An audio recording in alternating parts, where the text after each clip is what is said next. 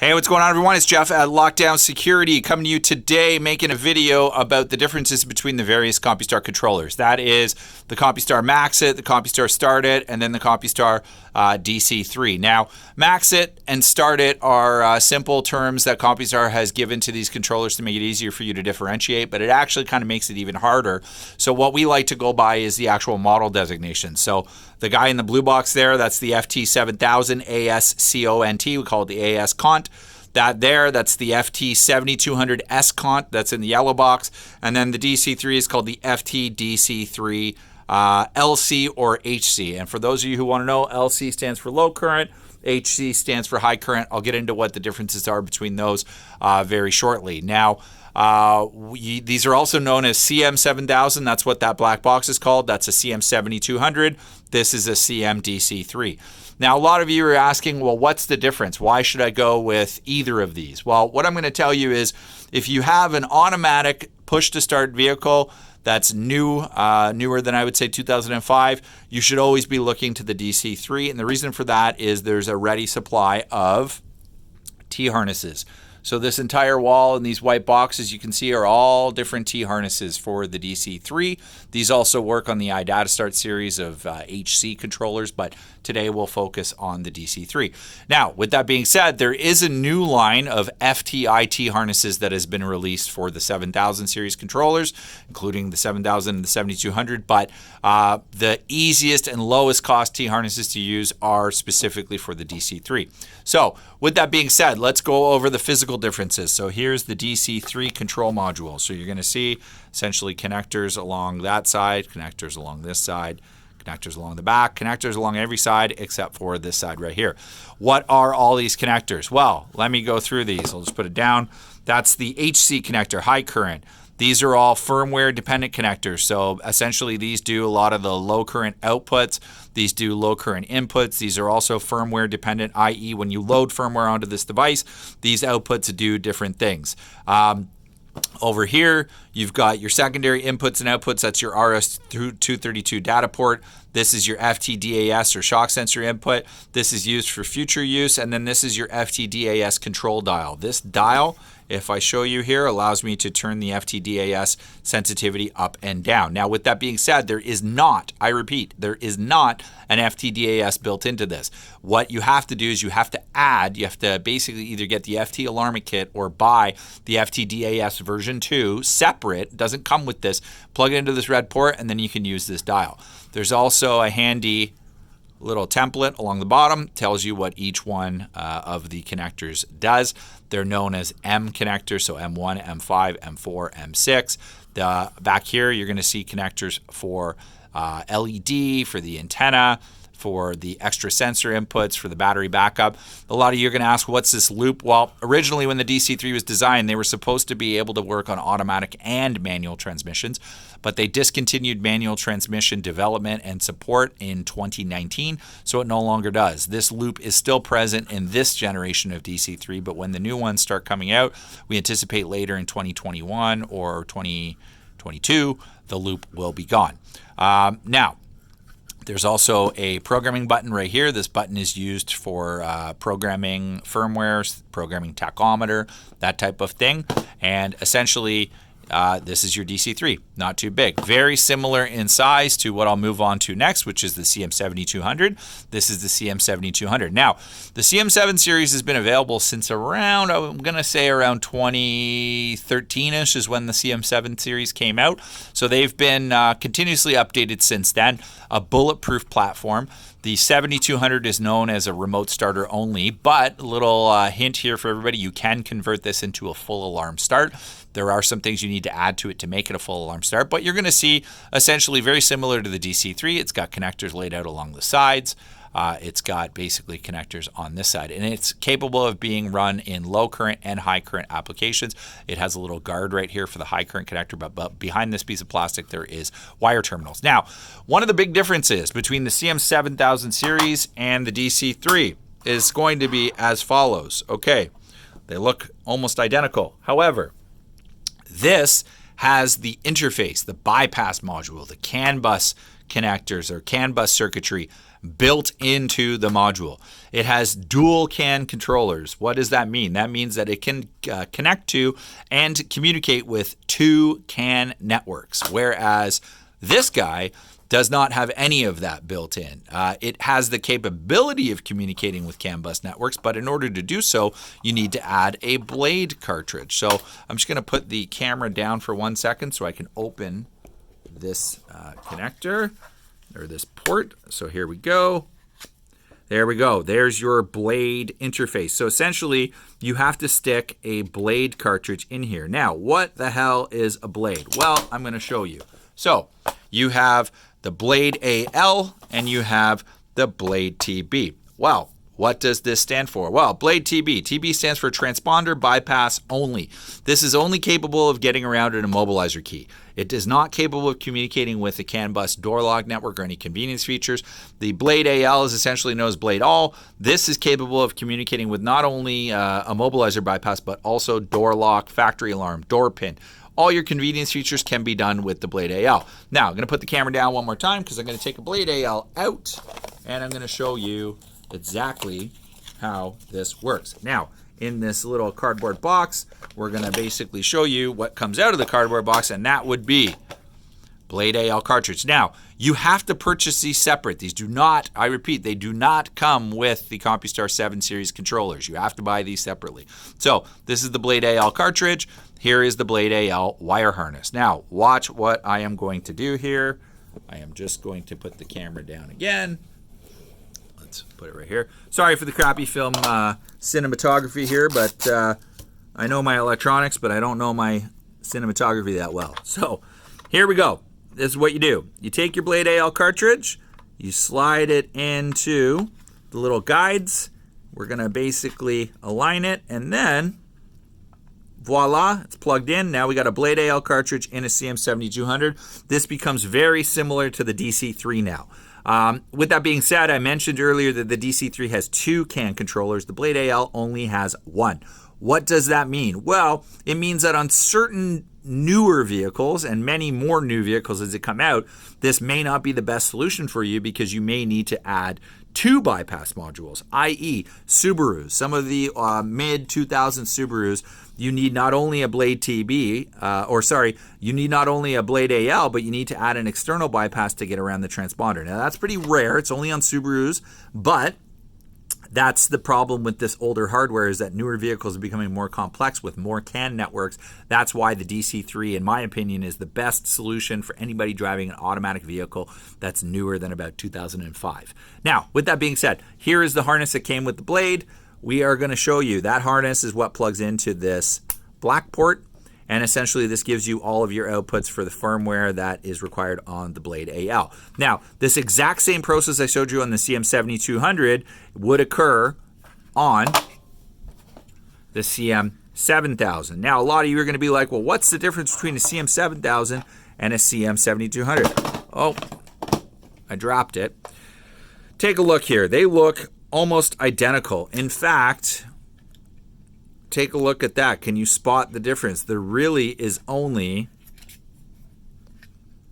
a few differences. Now, some of my detail-oriented viewers will notice right off the bat the difference. Now, let's take a look.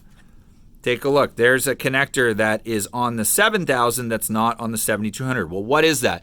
That's a battery backup connector. What does that use? What is that used for? It's used for the Compustar FT-BAT battery backup pack, and that is only available on the CM7000. Okay, what else? Let's see if anybody else can see what the difference is. I see a difference there. The green connector in the bottom left, that there is only present on the CM7000. What is that green connector?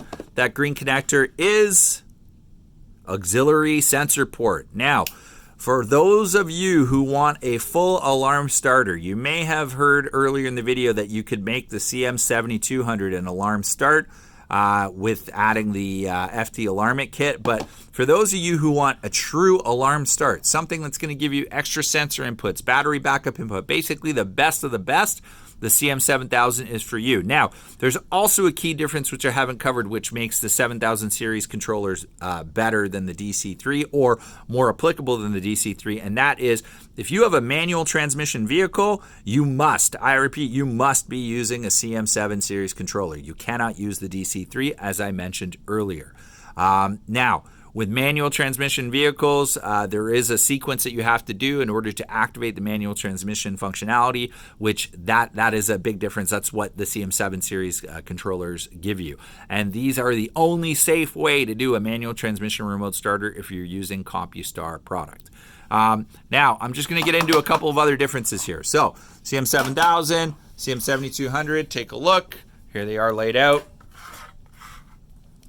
Very similar in how they look. Now, a couple of differences with regards with what comes in the box.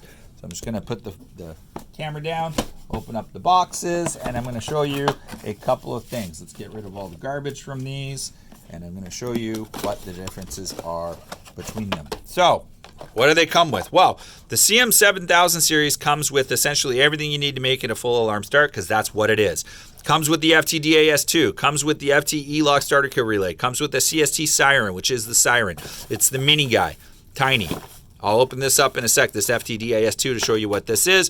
This here's FT7200 box. This basically comes with just the remote start wiring, nothing else. If you wanted to make this into an alarm start, you would have to buy the FT Alarmit kit as well as activate a feature in the menu to turn the alarm features on. However, as I mentioned, if you do want a full featured alarm start, you don't want the 7200, you want the 7000, or you want the DC3. Now, moving on to the DC3.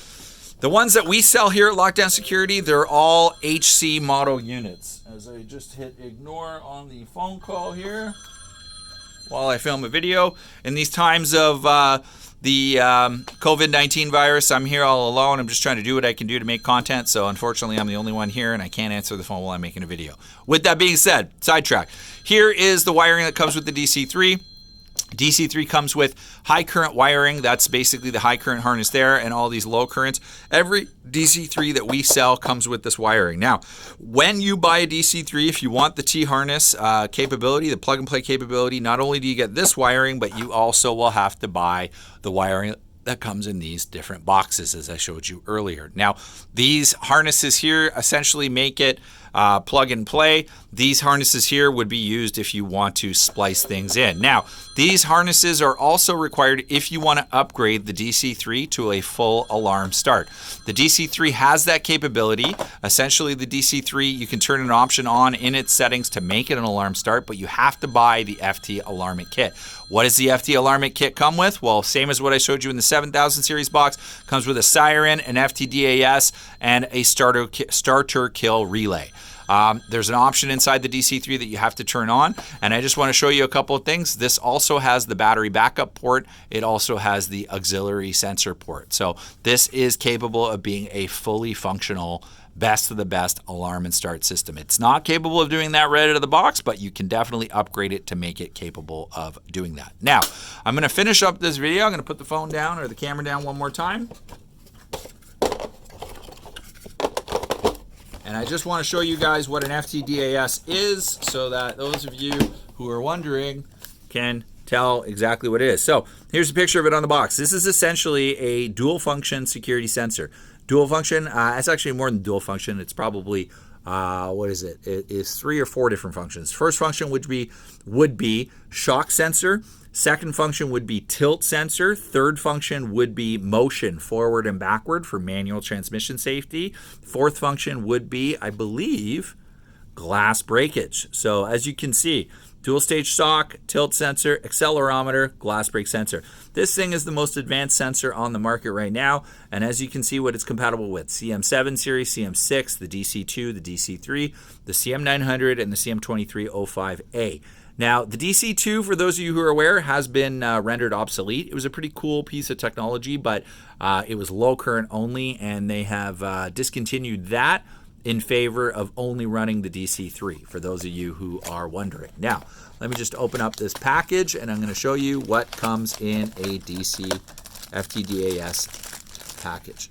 Here we go. Here is the sensor. Now, underneath this plastic, there is a digital display that lights up when you turn it on. As you can kind of see, it's a little bit opaque. It's not fully black. Here is the sensor, the programming button. There's some adhesive it comes with. There's your red harness, 4-pin. And here you go. This is the included wiring that comes in the packaging with the FCDAS too. If you want to make your system fully secure, 7200 or the DC3, you must be using the FCDAS.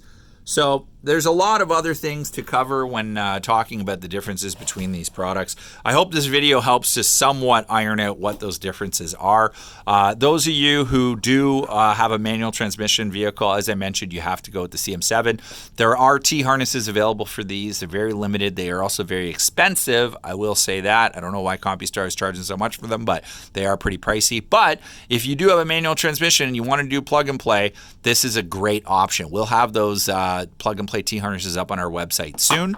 Again, if you want to do full alarm start, here you go. These are also great in terms of pricing, although the pricing is very similar. When you start adding the Blade AL up, you start adding up T-harnesses, it becomes very similar in price to what the DC3 is going to cost you.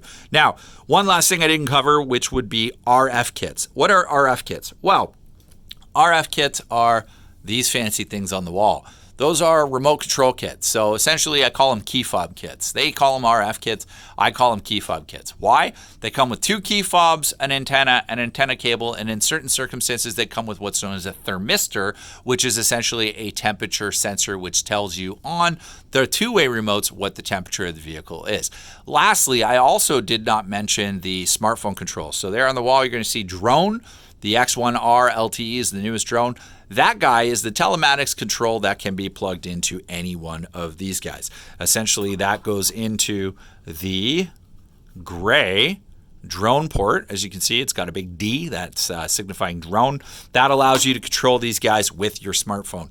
The DC3 is capable of doing that, and I'll just pan back over here. We've got a lot of different smartphone controllers that work with it. We've got My Car, we've got My Start, we got Smart Start, we got Drone, we got Auto Connect. There's a lot of different smartphone control options that you can plug into the CM7 and the DC3 platforms.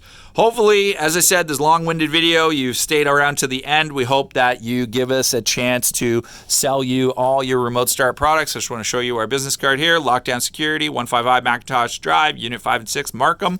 There you go. There's our logo, www.lockdownsecurity.ca. Hope you enjoyed this video. It was one of our longer ones, but this is a lot of content to cover. If you are interested in anything that you've covered or if you've seen in this video, sales@lockdownsecurity.ca, www.lockdownsecurity.ca. Everybody out there, stay safe in these trying times. We hope we can bring more content and entertain you. And if you like this video, hit the like button. If you could, subscribe to our YouTube channel. It goes a long way to help us make more videos like this in the future. And that's about it. Thank you very much.